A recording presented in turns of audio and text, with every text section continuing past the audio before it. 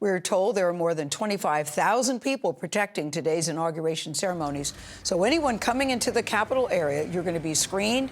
The drones will help monitor the crowds.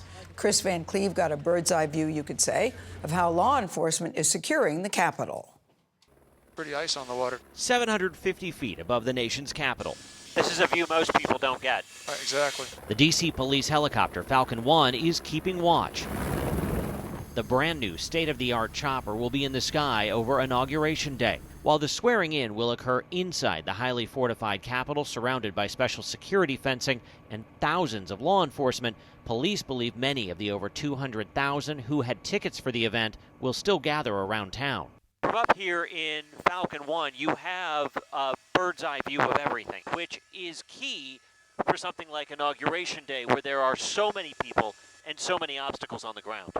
What are you going to be up looking for? The different crowd parameters and crowd control and suspicious vehicles maybe outside the perimeter area, larger trucks and stuff, make sure there's people with them. And inside the perimeter, they'll be watching the crowds around the Capital One Center in the center of the city, where perhaps around 20,000 will attend the inaugural parade. With its onboard cameras, Falcon can read a license plate from 1,000 feet up and send what it's seeing back live to the department's real-time crime center.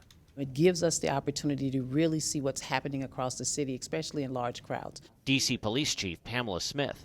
Given some of the things we've seen play out since the start of this year to vehicle-borne attacks, does that change how you prepare for protecting the inauguration? Anytime there's, I'll say, homegrown domestic terrorism, it always makes us heighten our security efforts. What's keeping you up at night right now? The fact that there could be lone wolves that's out there, copycats that are out there. Even with official events now indoors, officers remain on high alert outside the secured area for the possibility of violent protests, similar to those in 2017 that prompted hundreds of arrests around President Trump's first inauguration, something D.C. police aim to avoid this time. We want people to come and protest, but we will not allow any type of violence in our city. The chief says there are no credible threats against D.C. today. Here outside the arena, they have begun letting people in. Folks started camping out at about 10 p.m. last night.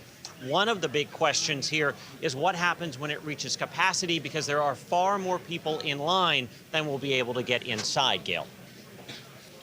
But I saw a thing this morning, Chris. Somebody said 99% chance that we won't get in, but there's a 1% chance that we will, so we're going to wait in line. People are very dedicated. Thank you so much, Kris Van Cleave. We will have special coverage of President-elect Donald Trump's inauguration.